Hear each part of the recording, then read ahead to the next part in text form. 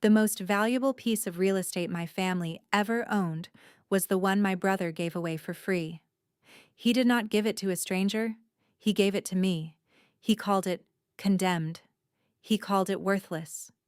He handed me the keys at midnight with an eviction notice stapled to the back, like he was doing me a favor by letting me have it. He had owned that building for 2 years and never once walked through the door. That was his mistake. Because the moment I walked through that door, everything changed. For both of us. Just not in the way he expected. Smart people inherit property. Wise people inherit perspective. If you want a story every week that reminds you what you are actually worth, subscribe to this channel right now. Where are you watching from? Comment. Your city, 2 seconds today. A lifetime of knowing your own value. My name is Maya, and this is the story of the night my brother thought he was throwing me away. The eviction notice hit the floor the same night Marcus handed me the keys. "It's condemned," he said, already turning away. Worthless. Just like everything else Mom and Dad left behind.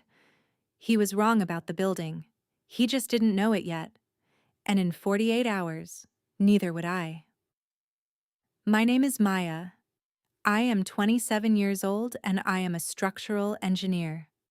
I know how buildings work. I know how weight is distributed, how steel bends before it breaks, how a foundation can look destroyed on the surface and still hold 10,000 tons underneath. I understand load-bearing walls the way some people understand family, which is to say, I have spent my entire adult life learning to read the things that other people walk right past. Marcus is my older brother. He is 34. He wears Italian suits to breakfast, and he has never once in his life picked up a hammer. When our parents died in a car accident 18 months ago, Marcus stepped in immediately. He was calm, organized, and completely in control. He told me not to worry about the estate. He said I was too young, too emotional, too deep in my grief to handle the legal details. He said, "Let me carry this, Maya. That's what family is for." I believed him. That was my first mistake. The second mistake was not reading the documents he slid in front of me during those early weeks. I was 25 and hollowed out with grief. And Marcus had a way of placing papers on the table and saying just a formality while pointing to the signature line. I signed. I did not read. And slowly, over the course of 14 months, everything our parents had built ended up in Marcus's name. Everything except the building on South Wabash. He presented it to me 3 weeks after the estate was finalized, in the living room of the apartment we shared. He held out a single key on a plain metal ring, like he was doing me a favor. "The city condemned it 2 years ago," he said. "Foundation failure. And it's on the demolition list. 90 days before they tear it down." He set the key on the coffee table. "I figured you'd want something. Sentimental value, maybe." Then he slid the eviction notice across the table right after it. 30 days. He needed the apartment back. He had plans for it. He did not say what the plans were, and I did not ask. Because I already knew the answer would be something I could not afford to fight. I sat there for a long time after he left the room. The key was cold in my palm. I thought about my parents, about my father specifically, who used to drive me past that building when I was small and say, "Good bones, Maya. That building has good bones. Never let anyone tell you otherwise." I had not thought about that in years. I thought about it now. I packed one bag. I called a cab. And at 11:30 at night, in the first real snowfall of a Chicago winter, I rode across the city toward the only thing left in the world that had my family's name attached to it. The building sat on a corner lot in the South Loop, 4 stories of dark brick and barred windows, wrapped in chain-link fencing with a bright orange condemned placard bolted to the gate.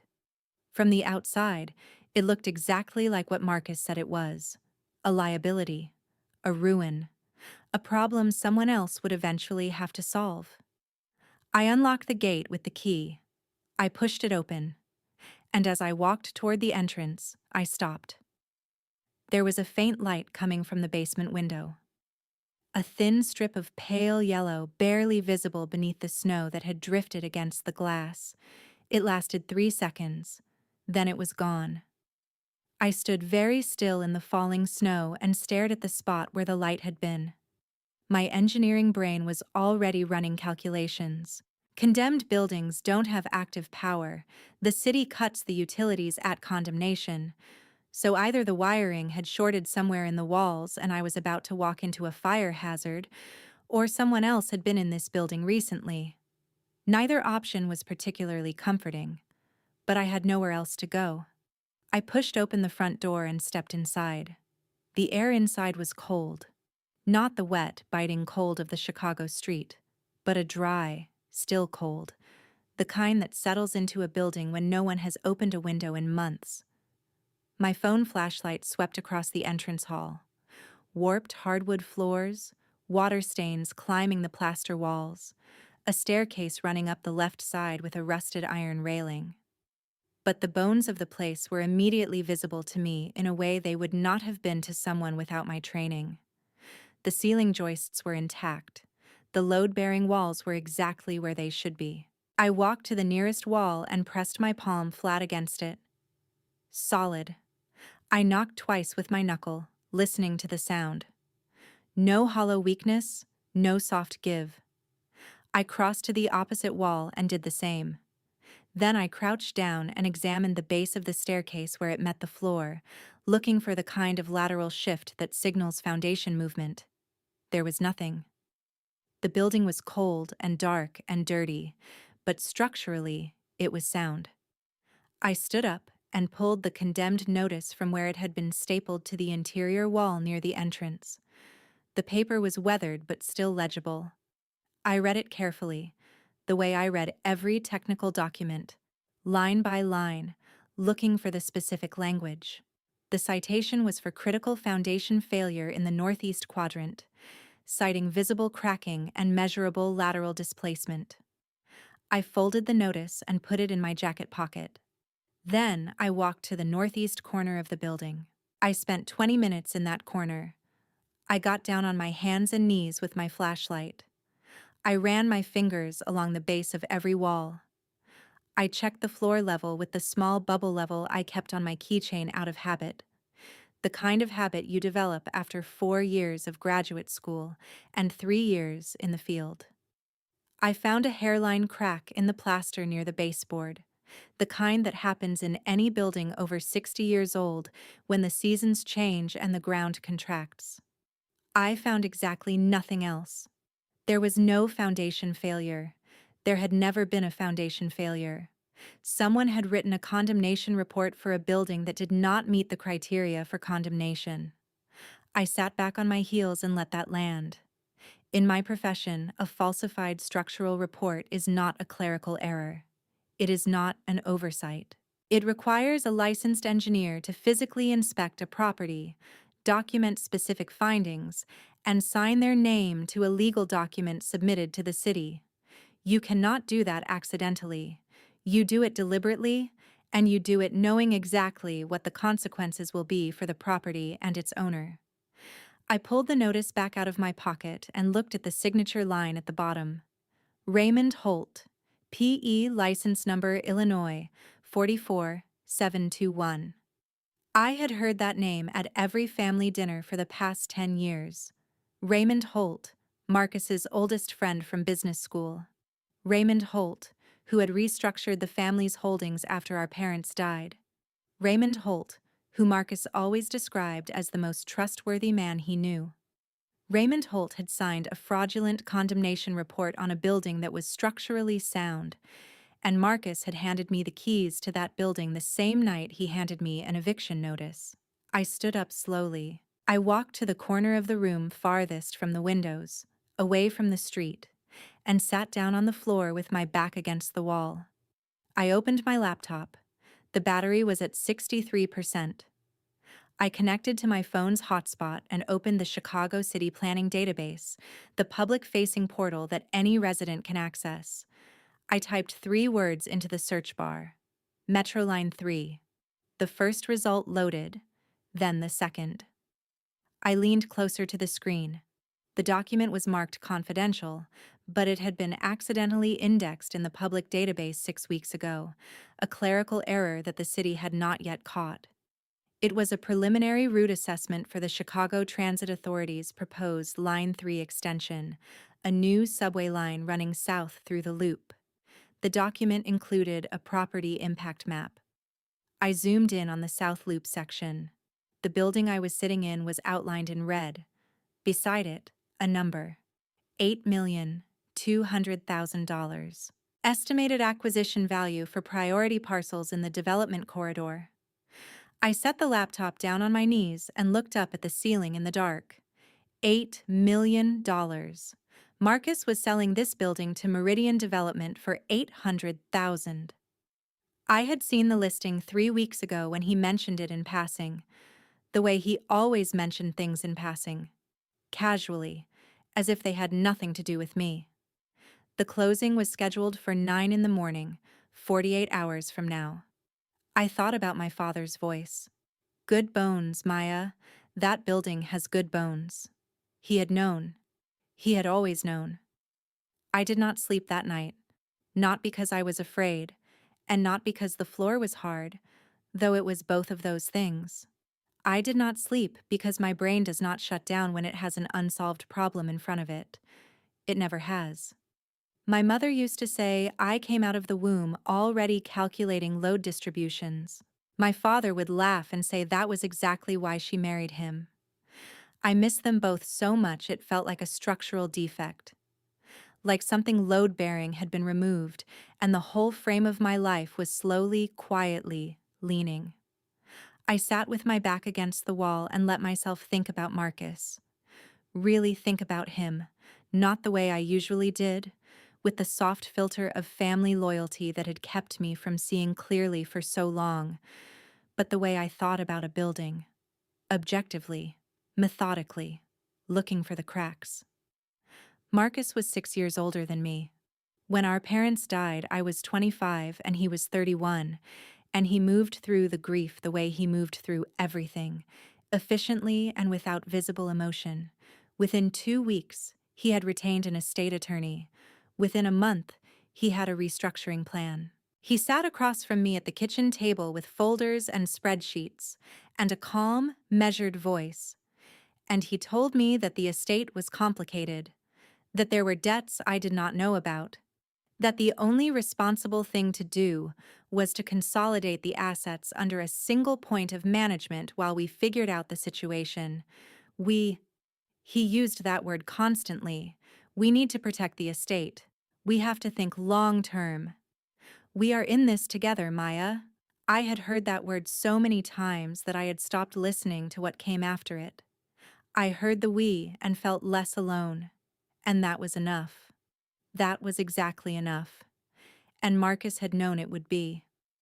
I remembered the first document. He called it a management transfer, a temporary arrangement to allow him to act on behalf of the estate while I was finishing my graduate degree. I signed it in February, 2 months after the funeral, sitting at the same kitchen table. I did not read it carefully. I was still sleeping 4 hours a night and forgetting to eat. I remembered the property tax notice that came the following spring for the South Loop building. Marcus called me frantic. "We are going to lose it if we do not pay," he said. "The county does not negotiate." I transferred $4,000 from my savings account the same afternoon. The receipt went into a folder Marcus kept. My name was not on any of the paperwork. I remembered the year the elevator in our parents' commercial property needed replacing. $80,000. Marcus said the building's operating account was temporarily frozen during a routine audit. We needed bridge financing immediately or we would lose our tenants. I had just started my first real job. I took out a personal loan. Marcus thanked me and told me it would be repaid within 90 days. That was 4 years ago. I sat in the dark of the condemned building and added it up. Not just the money, though the money was significant. I added up the signatures I had provided and the decisions I had been excluded from. I added up every time Marcus had handed me a document with a pen already uncapped and said, "Just a formality, right here at the bottom."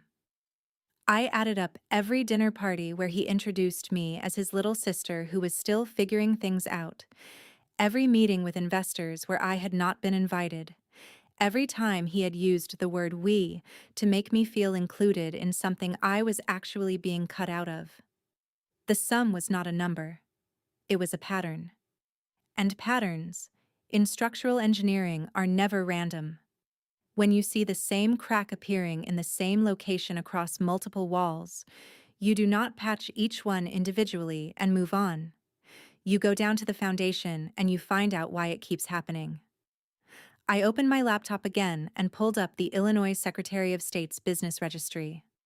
I searched Marcus's name.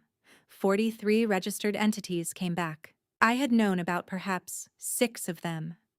I started going through the others, one by one, looking at the registered agents, the incorporation dates, the listed addresses. Meridian Development, the company buying this building, appeared on the list. Incorporated 14 months ago. Registered agent, Raymond Holt. I sat very still. Then I searched Raymond Holt's law firm. I found his client roster on a legal directory site, the kind that aggregates public court filings. Marcus's name appeared 41 times across various civil matters over the past decade. Raymond was not just Marcus's friend, he was not just his business partner. Raymond Holt had been Marcus's personal attorney for 10 years, which meant that every document Marcus had ever put in front of me, including every document I had signed without reading, had been drafted or reviewed by Raymond Holt. The man who falsified the condemnation report had also written every contract that had transferred my family's assets out of my name. I closed the laptop and sat in the complete dark for a moment. Outside, the snow had stopped. The city was quiet in the way it only gets at 3 in the morning, when even Chicago runs out of noise. Then, directly above my head, I heard a floorboard creak. I did not call out. I did not move. I sat perfectly still on the ground floor and listened. The creak came again. Slow, deliberate. Someone shifting their weight from one foot to the other, the way a person does when they have been standing in one place for a long time and their legs are starting to ache. It was coming from the northeast corner of the 3rd floor, directly above the staircase. I counted the seconds between sounds. 4, 5, 6. Then silence. I picked up my flashlight and turned it off. Then I stood up in the dark and moved to the base of the staircase, placing my feet at the outer edges of each step where the wood was less likely to flex. I had grown up in old buildings. I knew how to move through them quietly. I reached the 2nd floor landing without making a sound, waited, listened again. The creak was closer now, 1 floor above me. I kept climbing. The 3rd floor hallway was narrow, 4 doors on each side, all of them closed. At the far end, a thin line of light showed under the last door on the right. Not a flashlight beam. Steadier than that. A lantern, maybe, or a battery lamp. I walked toward it, staying close to the wall, and when I reached the door, I did not knock. I put my hand on the knob, turned it slowly, and pushed it open. The man inside was sitting on an overturned crate with a camping lantern on the floor beside him. He was somewhere in his mid-40s, broad-shouldered, with the kind of weathered face that comes from spending years working outside. He was wearing a heavy canvas jacket and work boots, and when the door opened, he looked up at me without surprise, the way a person looks when they have been expecting something unpleasant and have already made peace with it. He said, "I figured you would come up eventually." I said, "Who are you?" His name was Daniel Reyes. He had been a building inspector for the city of Chicago for 16 years, assigned to the South Side District, before he was terminated 14 months ago. He told me this the way people tell you things they have rehearsed many times, the facts in order, without editorializing, because they have learned that editorializing makes people dismiss them. He had been assigned to inspect this building 2 years ago as part of a routine review of properties flagged for potential condemnation. He had conducted his inspection and written his report. His report had found no critical structural deficiencies. He had submitted it to his supervisor and gone home.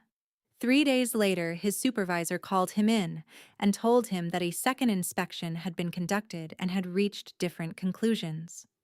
Daniel asked to see the second report. His supervisor told him it was not his concern. Daniel pressed the issue. He was placed on administrative leave.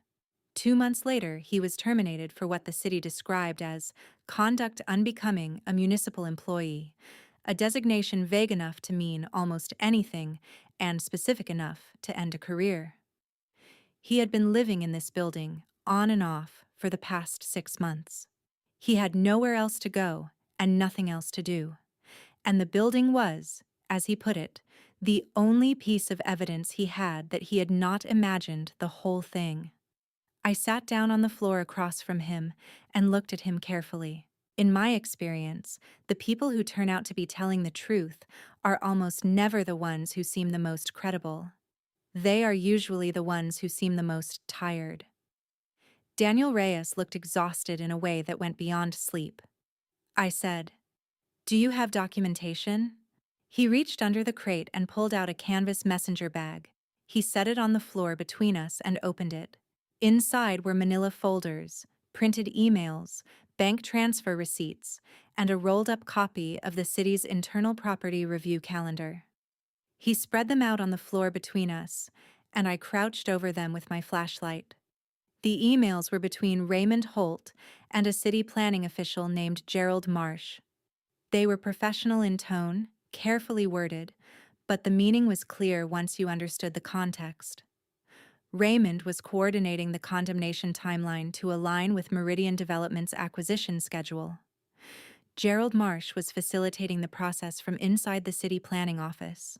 There were wire transfer receipts from a shell company registered in Delaware to a private account that Daniel had traced through 3 months of public records requests back to Gerald Marsh. I looked at the dates on the emails. The earliest one was sent 26 months ago, 4 months before our parents died. I sat back and looked at Daniel. He was watching me with the careful attention of someone who has shown these documents to people before and learned to read their reactions. I said, "My brother knew about the metro line before my parents passed." Daniel nodded slowly. The route assessment was circulated internally 2.5 years ago. Anyone with the right connections in city planning would have had access to it. He paused. "I think your parents knew too. I think that is why they left the building outside the main estate structure. I think they were protecting it." I looked down at the documents spread across the dirty floor. My parents had known. They had tried to keep this building safe in the only way they could, by leaving it to the one person they trusted would eventually figure out what it was worth. They had left it to the engineer. I was reaching for the next folder when Daniel put his hand on my arm. He said quietly, "There is one more thing." He pulled out a single printed sheet and held it toward me. "I found this in Raymond Holt's office trash. I used to do work on that building. The cleaning crew let me in sometimes." I took the paper. It was a handwritten list. At the top, in Marcus's handwriting, which I would recognize anywhere, were 2 words: loose ends. Beneath it were 4 names: Gerald Marsh, Raymond Holt, Daniel Reyes, and at the bottom, underlined twice, Maya. I set the paper down on the floor between us with the careful deliberateness I use when setting down something I do not want to drop. I looked at my name for 3 seconds. Then I looked up at Daniel. "4 days ago," he said, before I could ask. "I tried to go to the police." A fired city inspector with a history of complaints against his former employer walking into a precinct with documents from a private law office is not a compelling witness. He paused. "So I sent you a text instead. I did not know what else to do. The warning message." The unknown number I had assumed was a threat. It had been the only honest communication anyone had sent me in 14 months. I looked at the documents spread across the floor and ran a rapid assessment. A falsified condemnation report bearing a licensed engineer's signature. Emails coordinating the falsification between a private attorney and a city official. Wire transfer records connecting that coordination to direct payments. A handwritten list in my brother's handwriting indicating full awareness of the scheme. And 48 hours before the fraudulent sale closed and every piece of leverage became legally irrelevant, I said, I need to make a phone call. Sarah Chen had been my roommate for 2 years during graduate school. She was now a real estate attorney in the Loop, the kind who answered her phone at 4 in the morning because she had always been constitutionally incapable of ignoring a ringing phone. I had called her twice since graduation. Both times she picked up on the second ring. She picked up on the second ring now. I spoke for 6 minutes without stopping, the way I present structural findings, starting with the most critical failure point and working outward. When I finished, Sarah was quiet for a moment. You have the original condemned report with Holt's signature, she said. Yes. Daniel Reyes can testify his inspection found no deficiencies. Yes. And you completed a new structural assessment tonight, yourself, as a licensed engineer. Yes. Then here's what I need, she said. Write up everything you did tonight as a formal field report. Every wall, every measurement, every observation. Sign it, date it, include your license number. I am filing for an emergency injunction to halt the Meridian closing the moment the courthouse opens at 8 in the morning. Your report is the primary exhibit. I looked at my watch. 4:17 in the morning. Courthouse opened in 3 hours and 43 minutes. Meridian closing at 9. A window of approximately 1 hour, which was tight, but not impossible. What are our chances? I said. With a falsified condemnation report? Reasonable, Sarah said. No title company closes on a property with a documented fraud claim against its assessment. The moment we file, the transaction freezes. She paused. Stopping the closing is achievable. What comes after takes longer. But tonight, we stop the closing. I ended the call. I turned to Daniel. I need your lantern in 2 hours. He moved it to the center of the floor without a word. He was a building inspector. He knew what I was about to do. I worked the way I always work under pressure. Methodically. Without rushing. I documented every observation from my inspection, described the foundation in precise technical language, included measurements and photographs, and provided point-by-point rebuttal of every claim in the falsified report, citing the specific Illinois Building Code sections that define the threshold for condemnation and explaining exactly why this building did not meet them. I signed it at 4:59 in the morning, with my full name, my license number, and the exact time. I sent it to Sarah and closed the laptop. Daniel was asleep on his crate. Outside the window, the sky was shifting from black to the deep blue that comes just before a Chicago winter dawn. I leaned back against the wall and closed my eyes. I did not sleep, but I let my body rest. Engineers learn early that rest and sleep are not the same thing, and that sometimes rest is enough. At 7:15, my phone rang from a number I did not recognize. I answered.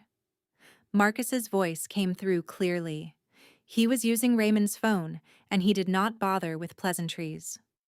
I know what you did last night, he said, and I know what you are planning this morning. Stop now, Maya. You have no idea who you are dealing with. I let the silence sit for a moment. Then I said, Yes, I do. I ended the call. I stood up, put on my jacket, and walked downstairs to unlock the front door. The city response team would be here within the hour. I intended to be exactly where I was supposed to be when they arrived. The city's building inspector arrived at 8:10. He spent 25 minutes conducting his own walkthrough before signing off on the entrance clearance. I stood to the side and let him work. By 8:40, the building had been formally documented as an active fraud investigation site. Marcus arrived at 8:45. I heard his car before I saw it. A black sedan pulling too fast onto the icy street, stopping too hard at the curb. He got out without closing the door. Raymond Holt followed from the passenger side, adjusting his coat against the cold. Both of them moved toward the gate with the particular urgency of men who believe they are still in control of a situation that has already moved past them. I was standing just inside the entrance when Marcus pushed through.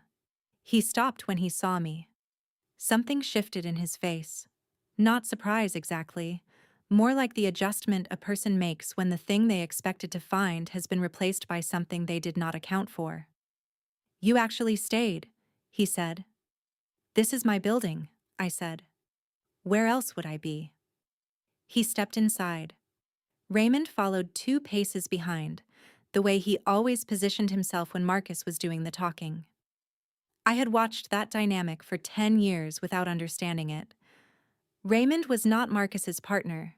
He was Marcus's instrument. The distinction mattered now in ways it had not before.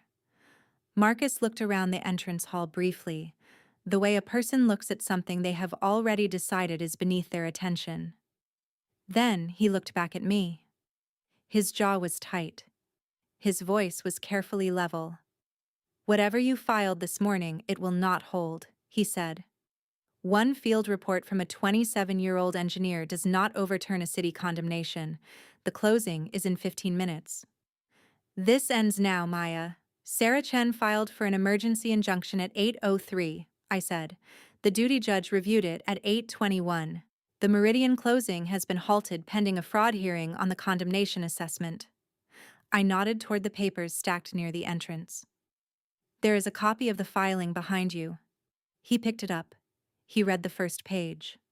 I watched his face the way I watch a structure under load, looking for the exact point where pressure exceeds capacity. Raymond moved to read over his shoulder. After a moment, he stepped back and reached for his phone. Marcus's hand tightened on the papers. "One report is not enough," Marcus said. His voice had changed. The certainty that had always lived underneath his composure was gone, and without it, the composure sounded like a wall with nothing behind it. "The injunction also includes Daniel Reyes's sworn statement," I said, "the emails between Raymond and Gerald Marsh, the wire transfer records. The city inspector general received a full package at 8:30 this morning." I looked at Raymond directly. "The Illinois Attorney Registration and Disciplinary Commission received one as well. That filing is specifically relevant to your license." Raymond lowered his phone. He looked at Marcus. It was a brief look, the kind that passes between 2 people who have simultaneously understood that the situation is considerably worse than they believed. Marcus did not look back at him. Daniel came down the staircase behind me, carrying his messenger bag, and stopped at the bottom. He looked at Raymond with the calm, patient attention of someone who has been waiting a long time for a specific moment. Raymond recognized him. I saw it happen in the small tightening around his eyes, quickly controlled, but not quickly enough. Marcus set the papers down. He straightened his jacket. He looked at me for a long moment with an expression I had never seen on his face before, something that occupied the space between anger and fear without being either one fully. Then he said, very quietly, "You have no idea what you have done." I documented a structurally sound building and reported a fraudulent assessment to the appropriate authorities, I said. "That is my job, Marcus." He walked out. Raymond followed without speaking. The sedan pulled away and disappeared around the corner. Daniel set his bag on the floor and exhaled slowly. "Better than I expected," he said. My phone buzzed. "Sarah." One word. "Done." I looked around the entrance hall, at the solid walls and the intact joists and the staircase that had held steady under 60 years of weight. I picked up Daniel's camping lantern from the floor and turned it off. The winter light coming through the barred windows was enough. The fraud hearing was scheduled for 3 weeks after the injunction was granted. I stayed in the building during those 3 weeks. Not entirely because I had nowhere else to go, though that was still technically true. I stayed because the work was there, and I have always understood work better than I understand waiting. Waiting requires a kind of faith in outcomes that I have never been able to manufacture on demand. Work gives you something to put your hands on. Sarah needed supplementary documentation to strengthen the injunction into a full fraud case. The city's Inspector General office required a formal structural assessment submitted through official channels, separate from the emergency field report I had written on the floor at 5 in the morning. Daniel needed help organizing 14 months of accumulated evidence into a sequence that a judge could follow without needing an engineering degree to understand the technical portions. There was enough work for all three of us, and we divided it without discussion, the way people do when they have all independently decided that the same thing matters. Daniel and I developed a routine. He made coffee on his camping stove every morning at 6, strong and slightly burnt the way it gets when the heat is uneven, and he left a cup on the floor near my laptop without saying anything. I reviewed documents until noon. He spent his afternoons organizing files while I drafted technical responses to the questions the Inspector General's office sent over in batches of 7 or 8 at a time, each one more detailed than the last, which Sarah told me was a good sign. It meant they were building something serious. We did not talk much beyond what the work required, but the silence between us was the easy kind, the kind that develops between two people who have figured out that they are in the same project for the same reasons and do not need to keep explaining that to each other. I had not had that kind of silence with anyone in a long time. I had not realized how much I had missed it. Sarah came by twice a week. She was precise and methodical, and she had a way of asking questions that made you feel like the answer you were giving was exactly the one she needed, even when she then spent the next 20 minutes explaining why it needed to be worded differently for legal purposes. I did not mind. She was always right about the wording. That is the difference between a good engineer and a good attorney. An engineer optimizes for accuracy. An attorney optimizes for persuasion. The best outcomes require both. The hearing lasted 2 days. I testified on the first day, walking the judge through my structural assessment in the methodical sequence I use when presenting findings to a client, starting with the most critical deficiency in the opposing report and working systematically through each point of rebuttal. Daniel testified on the second day, describing his original inspection and the sequence of events that had followed it, his voice steady, and even in a way that I suspected had taken considerable effort to maintain. Sarah presented the documentary evidence in the careful, unhurried order she had spent 3 weeks assembling. Raymond Holt's attorney filed 3 motions to suppress. The judge denied all 3 without extended deliberation. Marcus did not attend either day. His attorney sat at the respondent's table, a man I had never seen before, who took extensive notes and said very little. I did not look at him often. I looked at the judge, and at Sarah, and at Daniel, and at the documents arranged in front of me on the table, which represented the most complete and honest accounting of the past 2 years that had yet existed anywhere in a legal record. On the afternoon of the second day, the judge issued her ruling. The condemnation of the South Wabash building was vacated. The Meridian transaction was voided. Raymond Holt's engineering license was referred to the ARDC for suspension proceedings. Gerald Marsh was placed on administrative leave, pending criminal investigation. Marcus faced a separate civil fraud action that Sarah described, with careful professional restraint, as likely to resolve in my favor. I sat in the courtroom after everyone else had gone and looked at the copy of the ruling Sarah had placed in front of me before she left. The building on South Wabash was no longer condemned. It had never been condemned, not in any way that was real, not in any way the law was now willing to stand behind. I thought about my father's voice, patient and certain, the way it got when he was telling me something he believed without reservation. Good bones, Maya. That building has good bones. He had been right. He had just needed someone to go inside and prove it. The city's offer came 6 weeks after the hearing, on a Tuesday morning in late January. Sarah called me before she even opened the envelope all the way. I was on the third floor of the South Wabash building, repointing a section of brick near the east window that had been letting in cold air since November. I had developed the habit of doing small repairs in the evenings and on weekends, the kind that require nothing more than time and attention, and the willingness to watch 3 tutorial videos until you understand the technique. I was not trained in masonry, but I was trained to learn what a structure needs and then provide it, and that principle transfers further than most people expect. I set down my trowel when my phone rang and sat on the windowsill with the February cold pressing through the glass at my back. Below, the South Loop moved at its usual pace. Delivery trucks and commuters and the elevated train running east toward the lake. The city conducting its ordinary business with complete indifference to the fact that something was about to change for me. Sarah read me the number. I did not react immediately. I have noticed that people expect a particular kind of reaction to large numbers, a gasp or a laugh, or some visible disruption of composure, and I have never been reliably able to produce those reactions on cue. What I felt instead was something quieter, a kind of settling.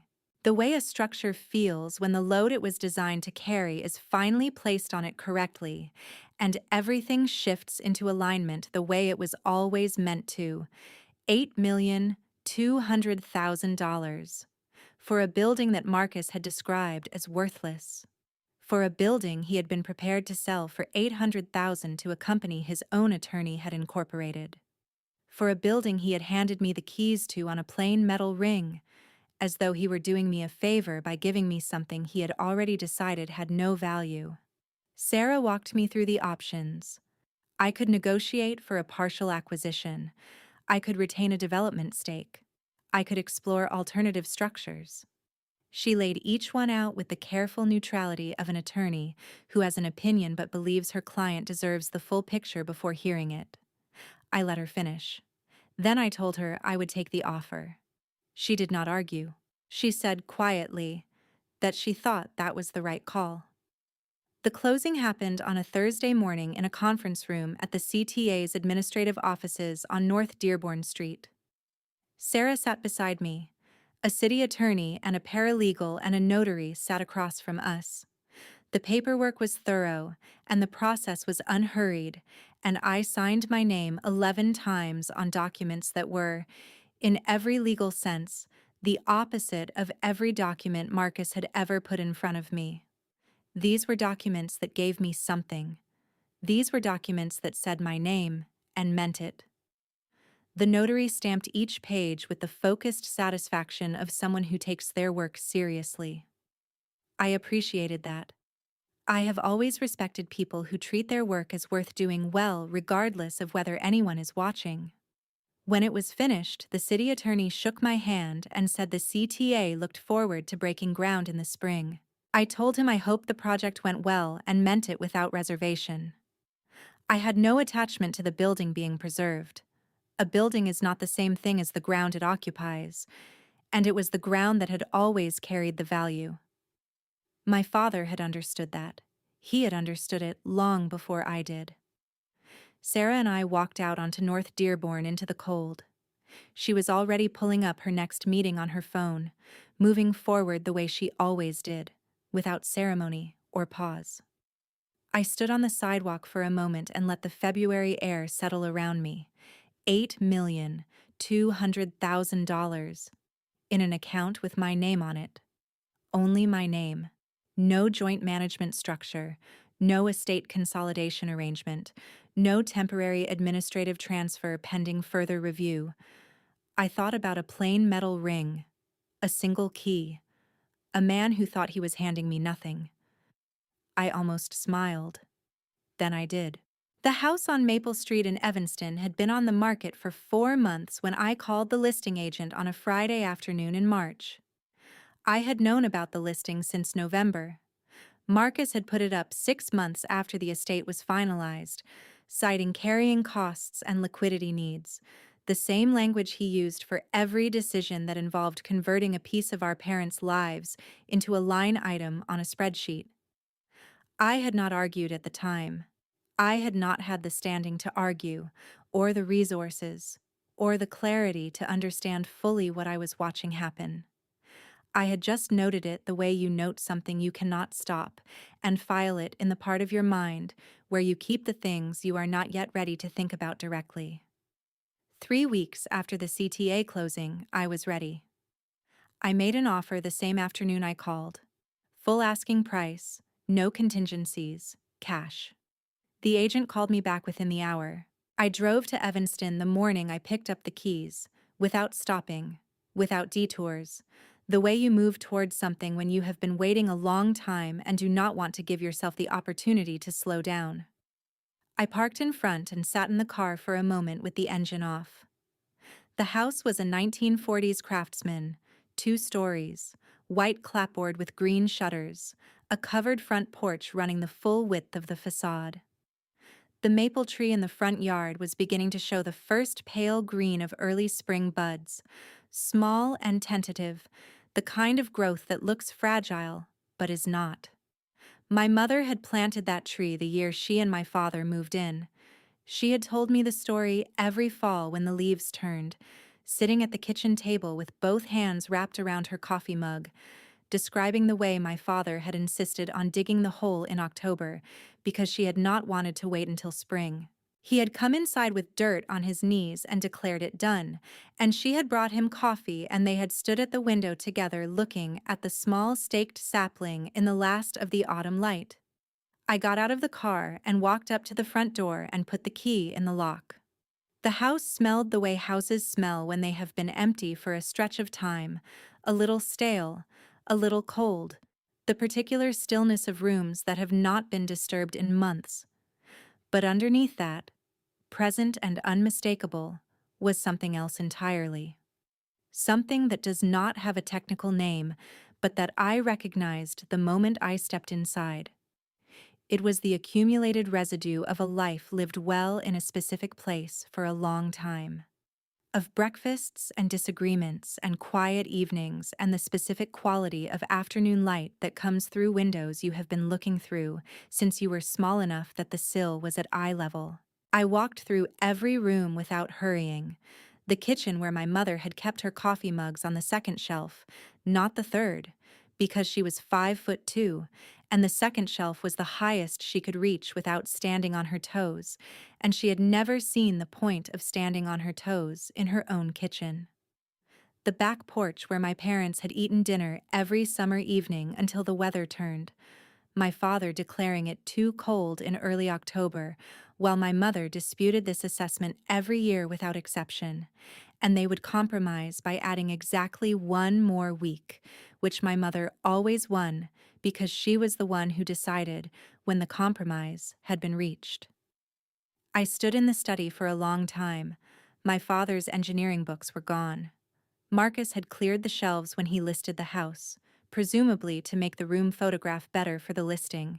But the shelves themselves still held the faint rectangular impressions of volumes that had sat in the same positions for 30 years, pale outlines in the paint where the spines had blocked the light.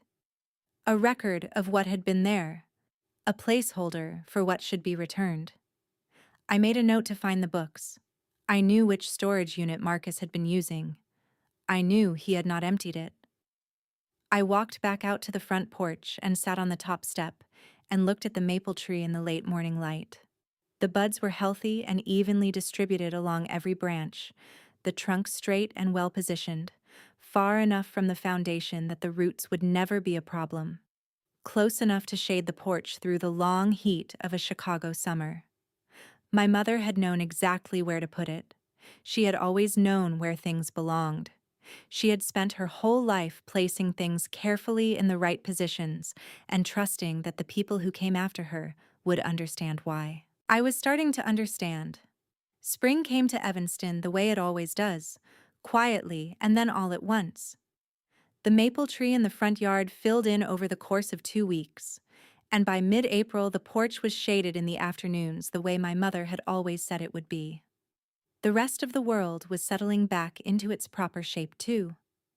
Daniel got his inspector's credentials reinstated in April. The city's Inspector General office completed its review of his termination and found that it had been procedurally improper, which was the language they used to describe what most people would call retaliatory and unlawful. They offered him his old position back. He declined. He told me he had spent enough years working inside a system that had been willing to discard him the moment he became inconvenient, and he did not feel like going back. Instead, he started his own inspection consultancy, operating out of a small office in Bridgeport. I referred him his first 3 clients. Sarah referred him 2 more. Within 6 months, he had more work than he could handle alone and had hired an assistant. He called me on a Thursday evening to tell me, and I could hear in his voice the particular quality of a person who has landed somewhere solid after a long time of not being sure the ground would hold. Sarah made partner at her firm in June. I attended the celebration dinner she threw for herself at a restaurant on the river, a long table of colleagues and friends, and a few clients she particularly liked.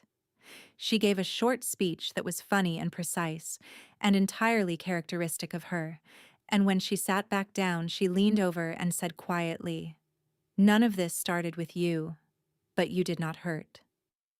I told her that was the best compliment I had received all year. She said it was meant to be. Marcus's civil fraud case was resolved in October.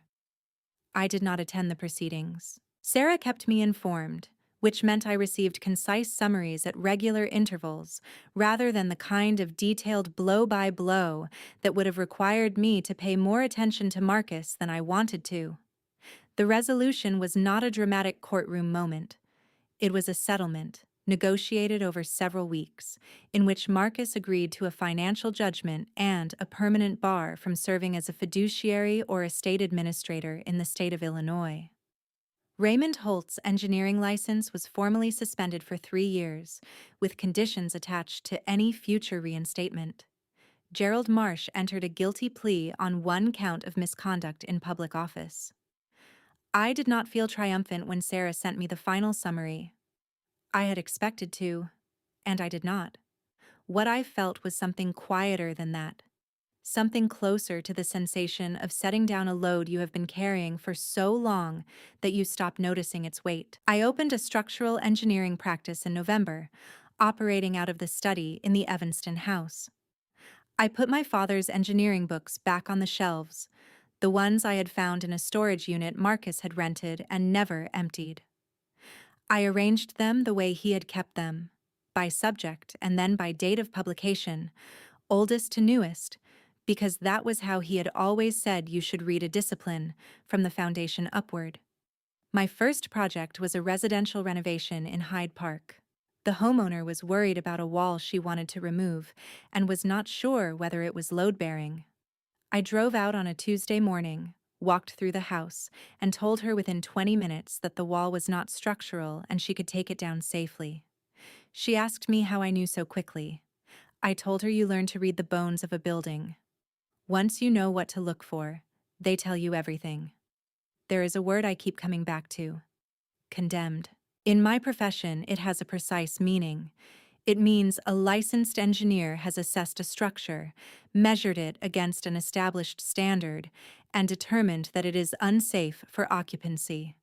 It means someone with authority has looked at what is there and decided it is not worth saving. It is a legal designation, documented and signed and submitted to the city, and once it is applied, it is very difficult to remove. But that word does not only live in engineering reports. It lives in families, too. It travels in quieter documents, in the way a sentence is constructed at a dinner table, in the particular tone a person uses when they explain, patiently and reasonably, why you are not ready to handle something, why it would be better for everyone if you let them manage it, why your name does not need to be on this one. You are too young. You are too emotional. Let me carry this. Those are condemnation notices. Every one of them. They are assessments made by someone who has decided that your value is best managed by them, on their terms, for their purposes. And they work for a long time because the person delivering them is usually someone you love, and love makes us extend the benefit of the doubt long past the point where the doubt has stopped being reasonable. I extended it for 10 years. I signed documents I did not read. I paid bills that were not mine to pay. I made myself small and useful and invisible because I had been told, in 100 different ways by a single persistent voice, that smallness was the appropriate size for me. What I found in that building on South Wabash was not $8 million. That came later, and it mattered. But it was not the thing. What I found was the answer to a question I had been asking myself for 10 years without quite knowing I was asking it. The question was whether the assessment was accurate, whether I was, in fact, what I had been told I was: insufficient, too fragile, better managed by someone else. The answer was in the walls. It was in the foundation that had held for 60 years without shifting. It was in the load-bearing structure that was exactly as strong as it had always been, regardless of what any signed document said about it. The building did not know it was condemned. It was just standing there, doing what it had always done, waiting for someone to come inside and look honestly at what was actually there. My parents left me that building on purpose. I understand that now in a way I did not when I first held the key. They left it to me because they knew I would walk through the gate and past the orange placard and into the dark, and I would put my hands on the walls, and I would know. They left it to me because they had always known what I was made of, even when I had forgotten. Marcus chased control. He chased the appearance of value, the performance of wealth, the architecture of power. He built his empire on documents and signatures and the careful management of people who trusted him. And in the end, he lost everything to a field report written on a dirty floor at 5 in the morning by a woman he had handed a single key on a plain metal ring, thinking he was doing her a favor. The bones were good. They had always been good. If this story meant something to you, share it with someone who needs to hear it. And if you have ever been handed a key to something that everyone else called worthless, go inside. Look carefully. Trust what your hands tell you. You might be standing on the most valuable thing you have ever owned. There is something they do not teach you in school about inheritance. Not the legal kind, not the kind that comes with documents and signatures and estate attorneys sitting across a table from you with folders already prepared. The other kind. The kind that lives in the bones of a building, in the way a father drives a small girl past a corner lot on a winter afternoon and says, quietly and without further explanation, that it has good bones. That kind of inheritance does not transfer through paperwork. It transfers through attention. Through the slow, patient accumulation of a child, watching a parent look at the world and learning, without being told directly, what is worth looking at carefully and what is worth fighting for. Marcus inherited the documents. Maya inherited the way of seeing. That is the first lesson. What you are given and what you receive are not always the same thing. The most valuable things your parents leave behind are rarely the ones listed in a will.